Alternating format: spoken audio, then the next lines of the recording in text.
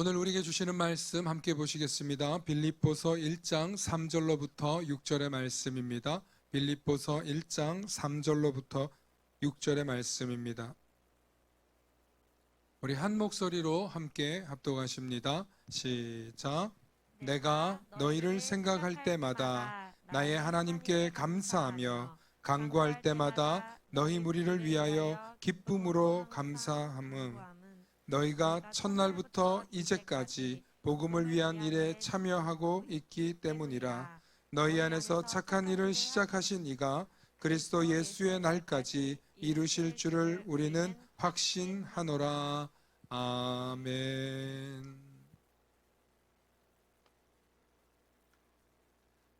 오늘 우리에게 주시는 말씀은 내가 너희를 생각할 때마다입니다. 우리 함께 이 말씀을 선포합니다. 내가 너희를 생각할 때마다. 아멘. 이 제목 가운데 하나님의 크신 은혜가 있기를 축원합니다. 네. 우리가 누군가를 생각할 때마다 행복하고 기쁘면 참 좋을 것 같습니다. 여러분들 마음속에 누군가를 생각할 때마다 참 행복하다, 감사하다, 고맙다, 그립다, 이런 분들이 여러분들에게 있으실 줄로 믿습니다. 오늘 바울의 편지를 보니까 3절에 내가 너희를 생각할 때마다 이런 구절이 있습니다. 내가 너희를 생각할 때마다 나의 하나님께 감사한다는 거예요. 도대체 무슨 일이 있길래 바울은 이 빌립보 교회에 편지를 쓰면서 이렇게 내가 너희를 생각할 때마다 기쁜 거예요. 감사한 거예요. 그리고 하나님께 감사할 수 있는 거예요. 오늘 말씀에 4절과 5절의 말씀을 보면 간구할 때마다 있습니다. 우리 4절과 5절 말씀 우리 화면으로 한번 보여주시기 바랍니다.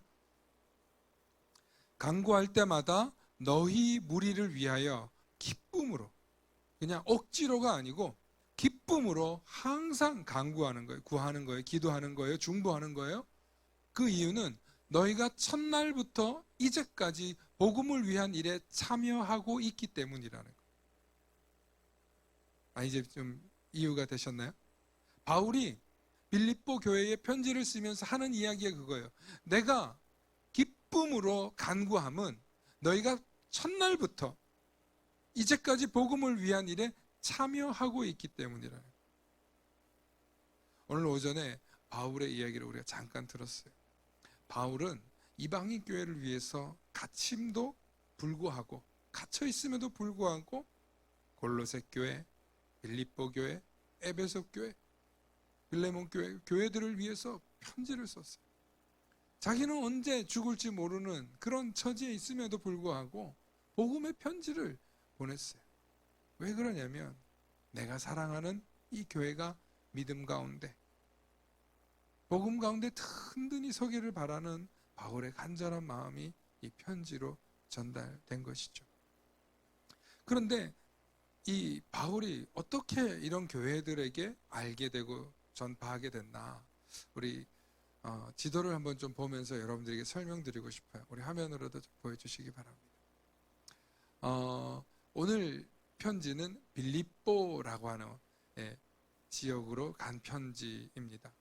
여기서 사진을 보면 제가 핸드마이크를 한 이유가 있어요. 여기 예루살렘, 여기 오른쪽 끝에 맨 밑에 예루살렘에서부터 쭉 육지로 가면 이렇게 돌아서 이렇게 에베소 교회, 그리고 빌립보 교회, 여기 땅이 지금 터키 지역이에요. 지금도 터키고 그때 당시에도 여기가 터키 부근이었어요. 이렇게가 있고 또 이렇게 여기가 마게도냐 지역이에요. 마게도냐 지역. 그리고 여기가 현재 우리가 알고 있는 로마 지역인데, 이 빌립보에 가는 여기부터는 이제 유럽이라고 해요. 여기서부터 이렇게 유럽이라고 그래요.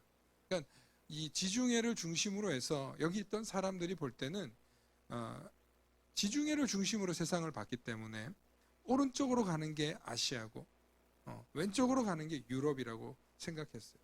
우리 다음 사진도 보여주시기 바랍니다. 보면 이제 바울이 전도 여행을 떠나면서 갔던 거예요. 뭐 전도 여행, 이제 또 선교 여행 이렇게 표현하는데, 이렇게 1차 여기 첫 번째로 이렇게 갔던 여기저기 막 자세히 모르고 갔어요. 그리고 1차를 갔다 오고 그 다음에 2차를 크게 한 바퀴 이렇게 돌아요. 크게 한 바퀴를 돌고 그러고 와요. 그리고 3차 전도여행을 이제 직진해서 바로 이제 이렇게 가요. 3차는 목표가 이제 분명한 거예요. 아시아 지역으로 이렇게. 1차 때는 이렇게 돌다가 2차 때는 그냥 가는 지역마다 두루 다녔어요. 가다가 이제 교회가 세워졌죠. 2차 여행 때 이제 빌립보 교회가 세워집니다.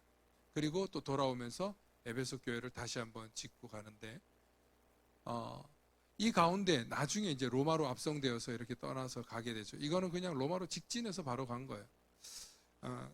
이 과정에서 바울은 복음을 전하는 사역을 했는데 이 아까 보여준 마게도냐 지역 첫 번째 지역이 유럽이에요. 그 유럽의 관문과 같은 역할을 하는 지역이 바로 빌립보라는 지역이에요. 저는 우리 성도님들이 평생 사시면서 꼭 성지를 한번 우리가 말하는 성지 순례를 이 아시아 지역과 유럽 지역, 즉 이스라엘과 이 지역들을 한번 꼭 가보길 바라요. 내 구원의 문제고 내가 성경을 보는 진리의 문제인데 우리가 목사님 말씀만 듣고 교회에서 가르쳐 주는 대로 배우는 것도 참 중요해요. 그런데 제가 이스라엘을 갔다가 와서 보니까 여기가 예수님이 계셨던 곳이란 말이지. 여기가 예수님이 땅을 밟으신 곳이란 말이지. 여기가 바울이 복음을 전하기 위해서 그렇게 누볐던 곳이구나.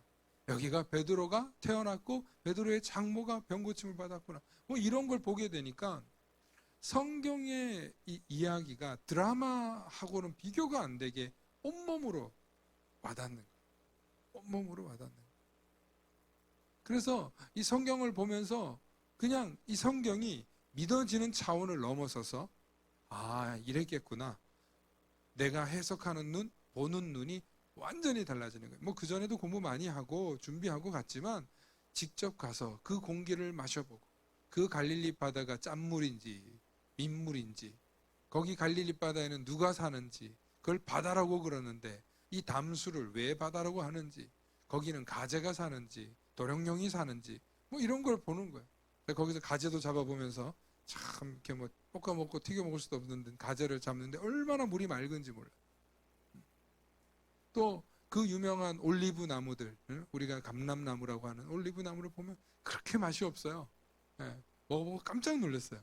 야, 이런 게 또 있구나. 그리고 또 빵들, 그 지역에서 나는 빵들도 먹어보고 뭐 그러면서 이렇게 살았겠구나 하는 것을 보게 되더라고. 왜 제가 이 성지 얘기를 하고 빌립보 얘기를 하냐면 바울이 참 사랑했던 교회들이 있는데 에베소 교회는 아시아 지역에서 굉장히 큰 교회예요. 제일 큰 교회가 돼요. 근데 빌립보 교회는 유럽의 관문과 같은 교회가 되는데 여러분 빌립보 교회를 마게도냐 지역을 산상을 보고 바울이 가자마자 만난 한 사람이 있어요. 한번 여러분 누군지 맞춰보세요. 자색 옷감 네? 자색 옷감 장수하면 루디아 여러분 떠오를 거예요. 이 루디아는 빌립보라는 지역 큰 성에 두아디라라는 시에 살고 있는 여성이었어요. 근데 이 여인은 이미 유대교인이었어요. 그러니까 하나님을 경외할 줄은 아는 사람인데 복음은 들어본 적이 없는 거예요. 그러니까 하나님은 알고 뭔가 신령한 삶에 대한 갈급함, 굶주림을 있었는데 바울을 만나니까 바울의 이야기가 남다른 거예요. 그래서 바울을 영접하고 바울에게 세례를 받고 이 두아디라시에서 이 루디아가 굉장히 영향력 있는 사람이었는데 자기와 일하는 하인들과 사람들에게 다 세례를 줍니다. 그리고 자기네 맨션으로 가서 그 당시에 맨션은 소위 말하면 오늘로 따지면 한 100가구 정도 사는 아파트라고 보면 돼요. 그러니까 그 정도의 재력이 있는 여인이었어요.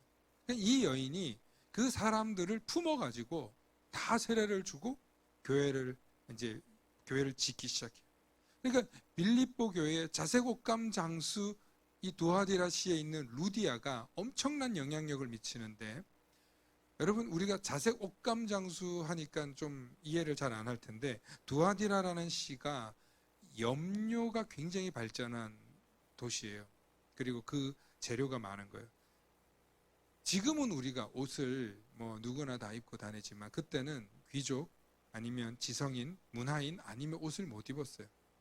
그냥 옷도 아니고 천 쪼가리 같은 걸 입었단 말이에요. 그런데 거기에 색이 형형색색한 옷을 입었어요. 그 얘기 뭐냐? 두아디라시가 무슨 도시다? 패션의 도시. 오늘로 따지면 파리, 뭐 뉴욕, 이태리 같은 그런 도시라는 거예요. 그 지역에서 루디아가 자색 옷감 장수 이러니까 무슨 우리가 옷가게 정도 하는 정도로 해석하는데 안 그래요. 그래서 한국이 한동안 의상집이 유행할 때 의상집 이름이 대부분 뭐예요? 루디아였어요. 루디아. 교회 좀 다니는 사람들은 루디아 의상실 그렇게 만들었어요. 그러니까 그때만 해도 우리나라도 옷감 구하는 게 어렵기 때문에 이 옷이 얼마나 귀했어요. 그죠? 그래서 뭐 얼마 전에 우리 권사님들 얘기하시는 게 목사님 이런 천 알아요. 그런데 저는 생전 듣도 보도 못한 천 이야기들을 하더라고. 예. 옷감이 귀하단 말이에요. 근데 이 옷감을 판매하고 운영할 정도의 대단한 재력가인 이 루디아가 예수 그리스도를 영접하고 세례를 받아서 그때부터 바울이 3차 전도 여행을 떠날 때까지 끝까지 선교하고 복음을 전한 그 일에 앞장서서 도운 그런 사람이에요. 아니 나라도 루디아 업고 다니겠어. 저라도 루디아 같은 그런 성도 그리고 그런 분이 계시다면 얼마나 큰 힘이 되겠어요. 교회에.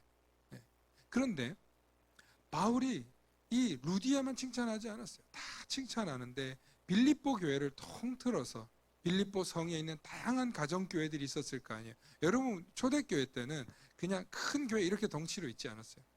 다 가정마다 숨어서 예배드렸고 그 지역에서 몰래 예배드렸어요. 그러니까 빌립보 교회라는 교회가 그냥 우리가 생각하는 이런 건물이 떡 있고 이런 게 아니라 산에 돌산 같은 데 숨어 있어요. 잘 안 보여요. 나중에 어떤 교회는 잘 세워진 교회도 있지만 대부분이 구멍 파 있는 동굴 안 속에 같은 그런 교회들이에요. 특히 이 아시아 지역과 마게도냐 사이에는 이슬람이 굉장히 많이 들어와서 세워졌다 부서졌다 세워졌다 부서졌다 하는 일이 굉장히 많아서 유적지가 거의 없어요. 지금 가서 보면 그냥 민둥산 같은 데에 그냥 돌이 조금 쌓여 있는데요. 그게 빌립보 교회라고 나와 있어요. 근데 빌립보 교회는 그것만 있는 게 아니라 집집마다 가정마다 그들이 세례를 받고 영접한 사람들이 또 자기 집으로 돌아갈 거 아니에요. 돌아가서 거기서 예배를 드렸다는 거예요. 그래서 바울은 그 이방인 지역에 유럽의 첫 번째 관문이 되는 이 도시의 루디아를 필두로 수많은 가정들이 복음을 받아들여서 끝까지 선교에 도전했다는 거예요. 바울이 생각할 때마다 어때요? 바울이 생각할 때마다 내가 너희를 생각할 때마다 나의 하나님께 감사함은 그 말이 저절로 나오는 사람들이 빌립보 교회. 때론 에베소 교회에 이단이 침투해가지고 바울 마음을 힘들게 할 때도 있었어요. 그래서 에베소 교회는 이단 문제를 가지고 또 이야기를 해요. 가정에 대한 이야기들을 해요. 이혼 문제 가지고도 이야기를 해요. 어려운 문제 가지고도 얘기를 해요. 그런데 빌립보 교회에서는 예수 그리스도의 은혜의 복음에 대한 이야기를 굉장히 많이 해요.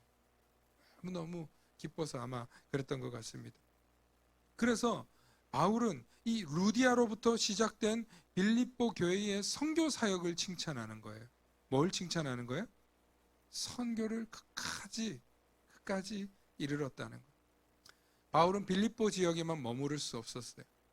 바울은 그 지역에만 있지 못했어요. 계속 옮겨 다녀야 했고 그가 목숨을 걸고 복음을 전하고 있었기 때문에 언제든지 그는 도망가야만 했어요. 복음을 전하고 어느 정도 가정교회가 세워지고 예수 그리스도의 복음으로 세례를 전해주고 나면 떠나는 거예요. 또 전하고 떠나는 거예요. 오늘 지도를 다시 한번 좀 보여주시겠어요? 예. 보면 이번엔 좀 입체적인 지도를 이렇게 했는데 보세요.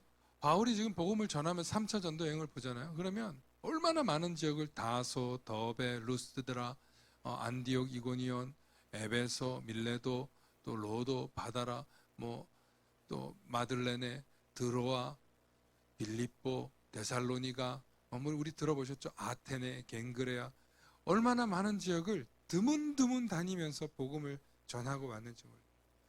바울이 복음을 전하는 게 뭐 몇십 년 동안 전한 게 아니에요. 한 번 전도 여행을 떠날 때마다 몇 달, 몇 주씩 한 곳에 머무르면서 복음을 전하는 거예요.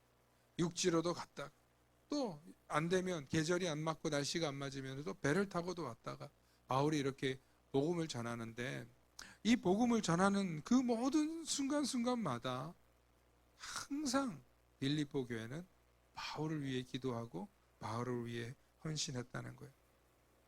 제가 오늘 이 바울에 관한 이야기를 하면서 오전에도 그렇고 오늘 오후에도 그렇고 제가 바울에 관한 이야기를 하는 건, 제가 오늘 말씀을 묵상하다가 내가 너희를 생각할 때마다 그게 제 마음에 감동을 준 거예요. 우리 김태강 목사가, 저를 얘기하죠. 김태강 목사가 우리 성도님들을 생각할 때마다 정말 하나님께 감사하는 거예요. 감사하는 거예요. 우리 나이 많으신 권사님들, 집사님들, 또 지금 편찮으셔서 병원에 계시는 분들, 또 가정의 어려움으로 교회를 못 오고 온라인으로 들으시는 분들 등등, 그분들이 계셔서 교회가 있은 거예요. 여러분들이 계셔서 만나교회가 외부에서 많은 헌금과 지원으로 교회는 세워진 건 맞지만, 그러나 여러분들이 누구를 제일 생각하겠어요? 이 교회를 생각하는 거예요. 여러분들이 이 교회에 정말로 작은 거 하나하나, 밥알 한 톨 하나까지 여러분들이 신경 쓰시고 기도하고 버텨준 거예요.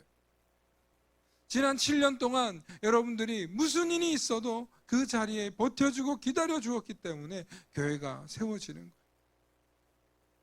며칠 전에 후배 목사님이 담임 목사로 가셨어요. 저 화면 비춰주세요.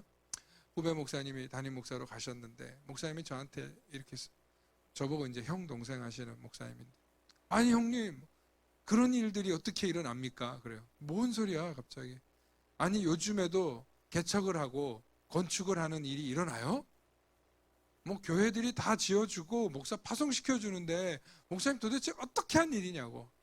아니 나는 목사님 같은 사람은 정말 생각도 못했다고. 저 큰 교단, 교회들이나 하는 거지 어떻게 우리처럼 작은 교회들이 이거를 했냐고. 그래서 제가 나도 몰라. 나도 몰라. 정말 나도, 그래 성도님들도 많지도 않은데 하나님이 그냥 우리는 꿈꾼 대로 기도하고 꿈꾼 대로 외쳤을 뿐인데 하나님이 이루어 주셨어. 처음에 저희가 땅을 사고 하는 과정에 있을 때 성도님들이 뭐 목표가 있는 건 좋아 하고 아마 그렇게 받아들이셨을 거예요. 처음에. 장성님도 아마 처음으로 상가교회 있을 때 오셨을 때 그런 마음 들지 않았을까요? 목표가 있는 건 좋은 거지. 또 다른 우리 권사님들도 그래 젊은 목사가 목표가 있는 건 좋은 거야 라고 바라봤을 거예요. 근데 덜컥 땅을 사고 나니까 막 한 두 가정이 막 흔들흔들거리고 결국엔 다른 교회로 가시긴 했지만, 근데 그 과정 속에서 또 그분은 그분 역할을 다 한 거예요. 왜냐하면 처음에 교회가 세워지는 과정에 최선을 다해 주셨거든요. 더 나아가서 이제 건축을 한다니까 우리는 다 막 자포자기였던 거예요. 그런데 누굴 만나요? 하나님을 경외하는 사람을 만나니까 그 사람이 공사비 없이 공사를 시작. 그래서 우리가 땅을 파놓고 1년 가까이, 한 6개월 가까이 땅 파놓고 구경만 한 적이 있지 않습니까? 코로나 시국에.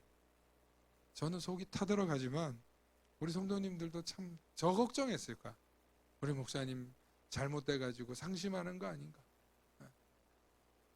많은 분들이 땅 밟기 하고 기도하고 가는 과정 가운데, 아니 여러분들이 철근 나를 거고 뭐 여러분들이 땅 파가지고 무슨 흙 메꾸고 화장실 만들고 할 거예요? 아니죠. 우리 한 게 뭐 있어? 기도하는 거예요. 기도. 더 중심이 되는 기도는 뭐예요? 우리 김태형 목사님 쓰러지지 않게, 흔들리지 않게, 아마 그런 마음들로 기도하셨어요. 그리고 이 교회가 입당돼서 올 때 얼마나 많은 사람들이 충격받았어요. 충격받았어요. 교인 15명이 교회를 지으니 물론 수많은 목사님들이 헌신하고 협조하고 수많은 교회들이 선교비를 보내줘서 진행된 거지만 하나님이 보시기에 저 교회는 도와줄 만하다. 성령의 감동이 그분들에 들어가니까 일어나는 거 아니에요. 나만 할렐루야야. 그 마음 가운데 저 교회는 도와줄 만하다. 그땐 자기들도 왜 그런 마음이 들었는지 모르겠대요, 목사님들이. 또 장로님들 가운데는 우리 교회 말고 다른 교회 장로님들이 막 돈을 걸 때는 많이 빌려주셨어. 또 아니 그분들이 그런 마음이 왜 생겼는지 모르겠다는 거야. 그냥 김태환 목사 하는 거 보니까 안 도와줄 수 없다는 거야. 잠이 안 온다는 거예요. 그래서 자기 목사님한테 가가지고 당회를 열어가지고 우리가 이거 지금 함께 지금 어려운 중에 건축비 부족하고 뭐 하다는데 도와줍시다. 아니 남의 교회 장로님이 자기 담임 목사님이 시켜서 한 것도 아닌데 그렇게 오셔서 하잖아요. 여러분, 제가 확실히 느끼는 건데 불가능하다고 포기하면 기적을 못 봐요. 그런데 불가능한 일이지만 이 일이 하나님이 기뻐하시는 일이면 그 일은 한번 해볼 만해요. 많은 사람들이 물어요. 도대체 하나님 뜻은 뭐냐고. 우리 지난주 전도사님 하나님 뜻에 대한 설교를 했는데 여러분 하나님 뜻이 뭐예요? 하나님 뜻은요 이루어지고 난 뒤에 보면 하나님의 뜻인지 확인이 돼요. 제가 그래서 전사님들 확실히 가르쳐줬어요. 전사님 이게 하나님 뜻이었다고 우리는 많이들 얘기를 한다. 이건 하나님 뜻이니까 이렇게 해야 된다라고 주장한다. 그런데 뒤돌아보면 정작 하나님의 뜻이 아닌 경우가 훨씬 많았다. 그런데 틀림없는 건 이 일은 힘들어. 이 일은 괴로워. 그런데 이 일이 하나님이 자꾸 하라는 마음을 줘. 그래서 희생하고 눈물 흘리고 아파하고 때로는 인간이라 연약해서 두려워하고 불안해하는 그 순간순간에도 그 일은 되어지게 돼 있어. 그래서 돌아보면 하나님이 나를 사용하셨구나. 이게 하나님의 뜻이었구나 하고 지나고 보니까 하나님의 뜻인지 확인이 되는 거예요. 그런데 많은 사람들이 이건 하나님 뜻이에요. 이건 하나님이 하라고 하셨어요. 하고 미래의 일을 가지고 우리는 그걸 하나님의 뜻이라고 주장하는 경우가 있어요. 물론 특별한 은사와 계시를 받고 할 수 있어요. 그러나 공감이 안 되는 일도 있어요. 이건 하나님의 뜻이라고 막 얘기하는데 마음이 안 열리는 경우가 있어요. 마음이 하나가 안 되고 헌신이 안 되고 그 일에 동의가 안 되는 거예요. 물론 교회에 어떤 일들을 하다 보면 때로는 마음에 걸리시는 분들이 있어요. 때로는 이게 맞을까 해서 시험 드시는 분들도 있어요. 그런데 돌아보면 하나님이 그것은 하나님의 계획 속에 이루신 일이었다는 걸 모두가 인정하는 날이 와요. 그러면 우리는 성경에도 보면 지나고 봤기 때문에 이건 하나님의 뜻이었다고 성경도 기록해 놓는 거예요. 오늘 바울 사도가 5절과 6절에 너희가 첫날부터 이제까지 복음을 위한 일에 참여하고 있기 때문에 6절에 뭐라고 하냐면 너희 안에서 착한 일을 시작한 이가. 우리 함께 6절 읽어보실까요? 시작.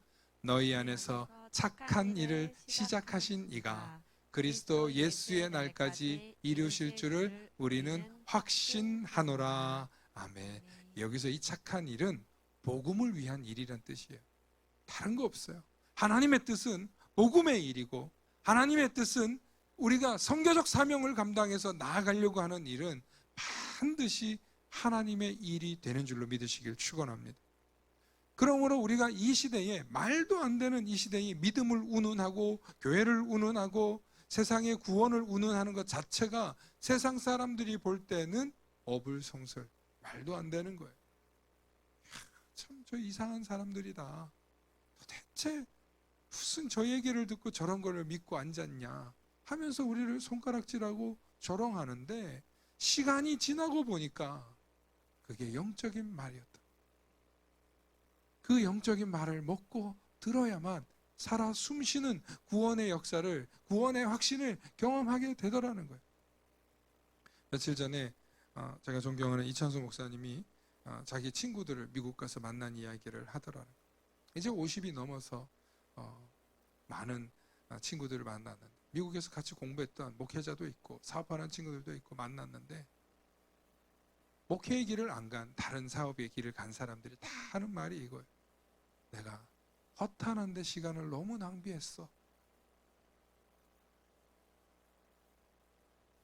다 교훈이 있는데, 많은 교훈이 있는데 자기가 가장 가슴에 남은 이야기가 그러는 거예요. 이제 50대 초반인데도 여러분들 생각하기에 젊은 나이 아닙니까? 아니, 제가 생각해도 50 초반은 좀 젊다고 생각해요, 우리 사회에서. 그죠? 요즘엔 한 65세가 청춘이니까. 그죠? 청년이라고 UN 보고서에서 나와 있지 않습니까? 한 70은 넘어야 이제 중년, 이렇게 얘기를 들으니까 이제 중년 되신 분들은 기뻐하시길 바랍니다. 아니, 50 초반이 됐는데 내 인생 너무 헛것을 쫓았다는 거예요. 그걸 깨달은 게 은혜예요. 할렐루야.